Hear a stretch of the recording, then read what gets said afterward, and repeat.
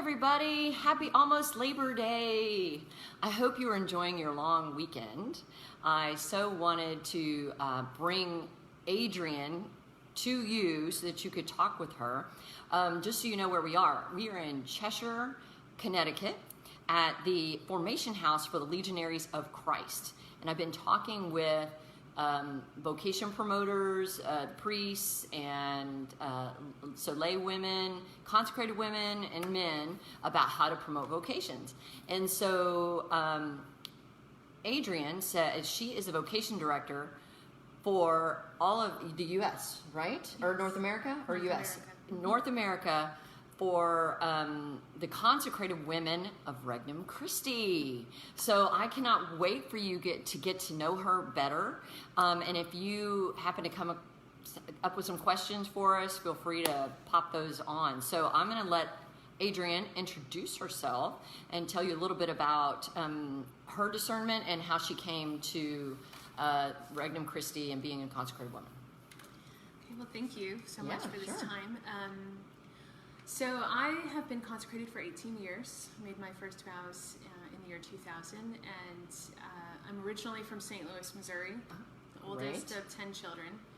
And I came to know, first of all, I came to know Regnum Christi, which is the wider group of which the consecrated women are a part. We say it's an ecclesial movement, right, in the Catholic Church, with the mission of evangelization and especially of bringing the heart of Christ to reign in society and in the hearts of every person, right? So in Regnum Christi, we have different branches, right? We have the Legionaries of Christ priests, are our priestly branch. Then we have consecrated lay women, which is the branch I'm a part of, consecrated lay men, and then lay people who live their normal faith in the world. So my grandparents, for example, or a young professional woman might also be a Regnum Christi member.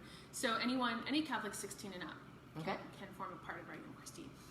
So our branch, we dedicate ourselves a lot to evangelization, to education, communication, church ministry. A lot of us really have on our heart women's issues and things like that. And basically I would say there's nothing really closed to us. It's however we can get the gospel out there more, right? We're open to doing that. Awesome. If it's possible. So we live in communities. We make private vows of poverty, chastity, and obedience. That usually starts with 2 years of like a discernment before vows, which is kind of the equivalent to a candidacy. Okay. And then after that, you have temporary vows for the next 6 years until you make your final vows after 8 years. So I came to know Regnum Christi because my grandparents were actually part of it, and they started a school in St. Louis, Missouri, with the help of the Legionaries. So when I was in 6th grade, my parents enrolled me in that school, and that's where I really got to know the spirituality of Regnum Christi. And mostly where I got to know Jesus and had started my relationship with him. And really the vocation was a question that stayed with me all of that time since probably I was 12 years old, until I was 19 when I finally said yes because I stopped trying to outrun God. My relationship with Christ as it grew, this question just constantly came to me of like, why wouldn't I give my life to him? And finally, I think the thing that brought me to say yes was realizing that was what I finally recognized that's what my heart had always wanted. That I had a very serious boyfriend, and I just all of a sudden came to understand like I can't marry someone else because I've always been in love with Jesus, and he's really the only one for my heart. That's going to speak to a lot of these women because they post all the time how they feel so much like a bride of Christ. Like they that's what their heart's desire is, and they just can't imagine dating someone. Yes. So I've seen that so many times, so I know that they're going to really relate to that. Well, and I think that's something that's somewhat characteristic of us as consecrated women. We recently wrote our first rule of life, our first statutes that were confirming. They've been kind of an experimental period the last 6 years. Mm-hmm. And when you read the document, which was put together by consecrated women worldwide of all different ages, that we only started 50 years ago next year. So the 50 years of our first of our experience of the first ones put out on paper, you see that spousal relationship with Christ, yes, and that desire to be the bride of Christ come up over and over again. It's a supernatural vocation. Yes, right? Absolutely. Because, that's 99% of the world is a very natural vocation to marriage. That yes, you have absolutely. the spouse of this man and this woman like I'm in,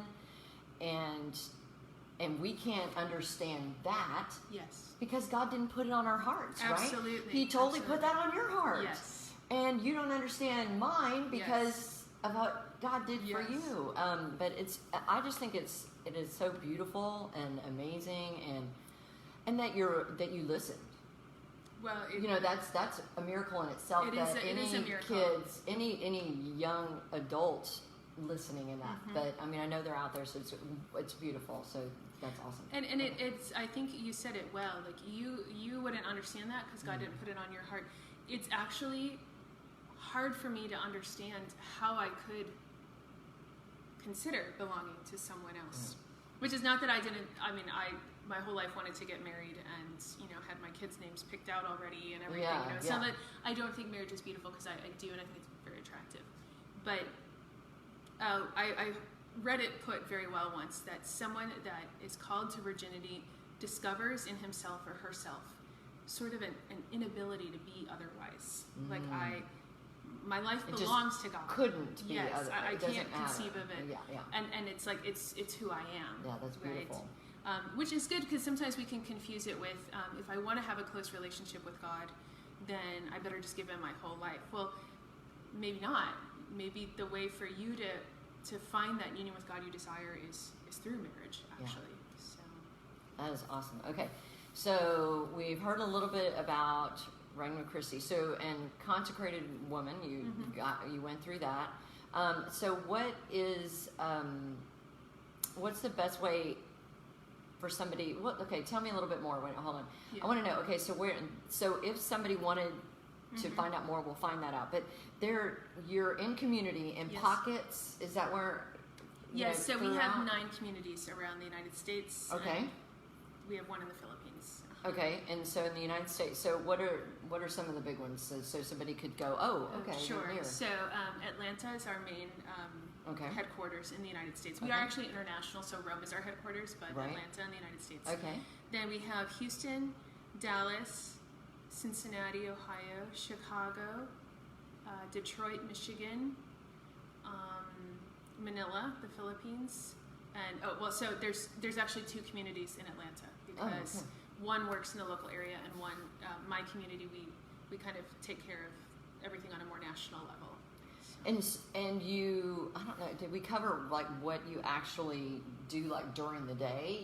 Meaning like that's a good question. I mean, besides you. So I can just give a little snapshot of like maybe the people that live in our community. So we have actually 2 communities in one larger house. Okay. Because it was built sort of like a modern convent, I guess you could say. It's very large. So we have enough space for 2 communities. And in the community that works in Atlanta, we have women that work in a school all day that's actually on the same property, Pinecrest Academy, and they take care of like Catholic education, the liturgy, the school retreats, things like that. Awesome. They're part of the evangelization of the school. There's 2 others that go to a different school that it's not run by Regnum Christi, in the south of Atlanta or south of our house, and they work in the campus ministry at that school. Then we have a couple of women that travel around to the local universities and offer spiritual direction to the college students. Awesome. A lot of them are graduates of those 2 schools where we work. Okay. But so they kind of follow up with them on that level. We have women that give spiritual direction to married women and help them with the formation of their families. Right? Desperately needed. So that's that community, and then my community is we're kind of more focused on we call it the internal life of the consecrated women. So the territorial administrator, the national vocations director, The territorial director, which is like our provincial, her and her secretaries, and so all of that team that needs to keep everyone running. Sure, that's all what we there. work on. But it sounds like, so definitely, you had said education, so definitely heart for education or evangelizing, right? Working with the youth and families. Yes. Awesome. Yes.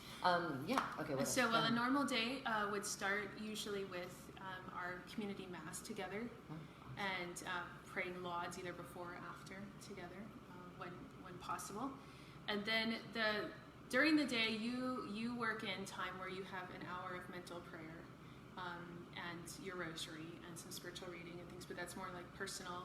And then we'll come together again at night prayers for Compline. Awesome. So then we try to have meals together as a community, but it works a lot around the work schedule of each person at the time that she's given to the apostolate, and we try to like work together as much as we can too. So we're kind of supporting each other and helping the mission happen. That's amazing. So so these 160 women who are actively trying to figure this out, many of them really feeling the call not to be in a religious order, and struggling with whether it's consecrated virginity. I know some of them have disabilities, that make it more difficult to be in an order, and looking at that option. So if somebody wanted to find out more, what's the best ways to find out more about Regnum Christi and about the consecrated women? Right. So definitely, well, there's the Regnum Christi website, which I believe is just regnumchristi.org. Okay. And then our website is consecratedwomen.org. Oh, great. It doesn't even have RC or anything in it. Consecrated women. Cool. We also have we have a Facebook page, Consecrated Women of Regnum Christi, and also Instagram is Consecrated Women of Regnum Christi. So you can follow us there. Yeah. And if they want more, I'm guessing the contact information is all on the website too. Yes, if they want to get a hold of it, they know how to they figure it out. Yeah. Awesome. Yeah. Well, thank you so much for telling us all about Regnum Christi and consecrated women, which I think is just for you guys not such revelationary information. Maybe more you found out about Regnum Christi and you didn't know about that. I mean, whatever it is, you've blessed us with all this information. So thank you so much. Thank you. All right. We'll see you soon with another interview. God bless you. Bye.